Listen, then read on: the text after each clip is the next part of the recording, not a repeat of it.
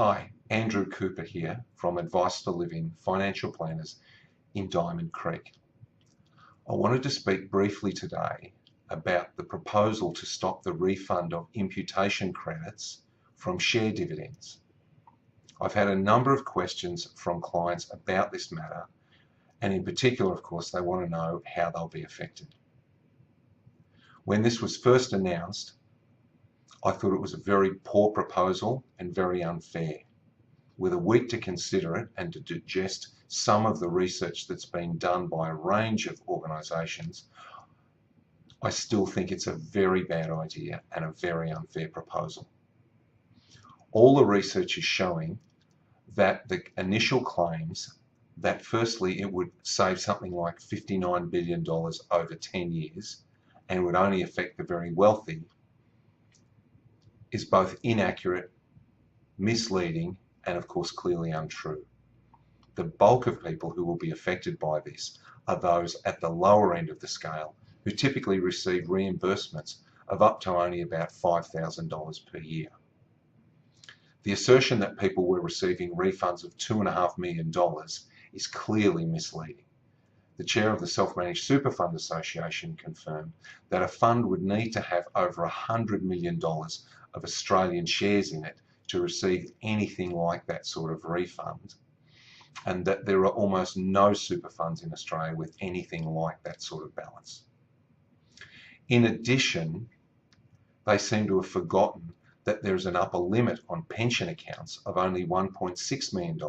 So any fund that had $100 million in it would have to be in accumulation, and so it would be paying tax anyway, and so couldn't conceivably get those tax refunds of the order that's been suggested.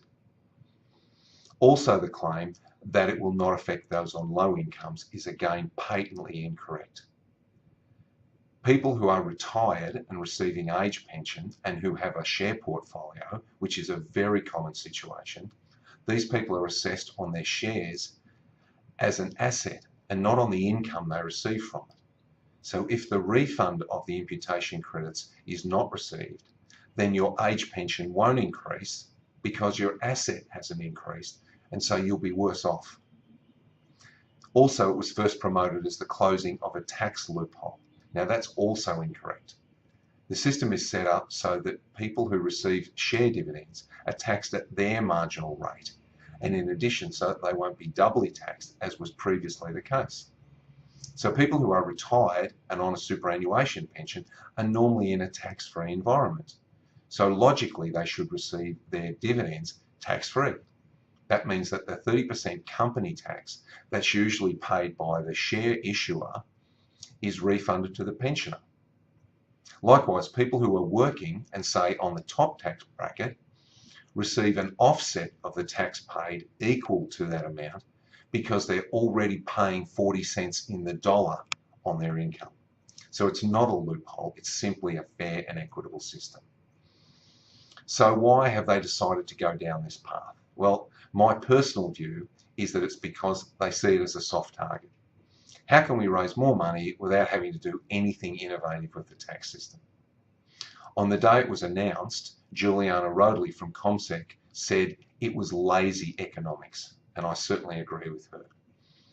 And given the broad and negative impact that it will have on so many people and the misleading statements that have been issued about it, I think it demonstrates by those putting it forward, in my opinion, either a lack of understanding about how the tax system, the super system, and the Centrelink systems work, or alternately just a blatant disregard for those systems and the impact it will have. Now, we're still a long way from the next election, and this is of course still a proposal at the moment, but I'll certainly be letting my local member know what an exceptionally poor idea I think it is, how many people it will affect, and also I hope that many other people will do the same thing.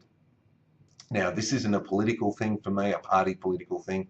It's just that it's a really bad idea, and I don't want to see those who are least able to afford it get done over yet once more. Many people got knocked by the changes to the assets test last year, and this is just another slap for those same people. So I'll be doing the little that I can to make sure it doesn't happen.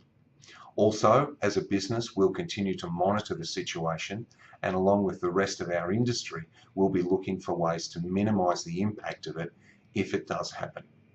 So let me know if you've got any questions. Otherwise, thanks for watching.